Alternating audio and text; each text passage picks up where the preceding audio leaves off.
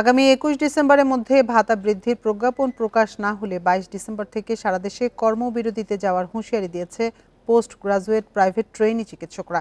বুধবার এক সংবাদ বিজ্ঞপ্তিতে এই তথ্য জানায় doctors movement for justice society.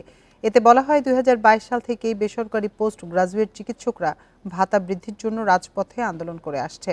অন্তর্বর্তীকালীন সরকার গঠনের পর চিকিৎসকরা স্বাস্থ্য শিক্ষা অধিদপ্তরের মহাপরিচালক, স্বাস্থ্য অধিদপ্তরের মহাপরিচালক, স্বাস্থ্য সচিব এবং স্বাস্থ্য উপদেষ্টার কাছে ভাতা বৃদ্ধির দাবি তুলে ধরা হয়।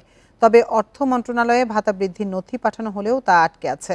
এর প্রতিবাদে ১৪ ডিসেম্বর মশাল মিছিল করে ৪৮ ঘন্টার আলটিমেটাম দেওয়া হয়। তবে তাতেও কাজ না হওয়ায় এবার ২২ ডিসেম্বর থেকে সারা দেশে কর্মবিরতির ঘোষণা দেওয়া হলো।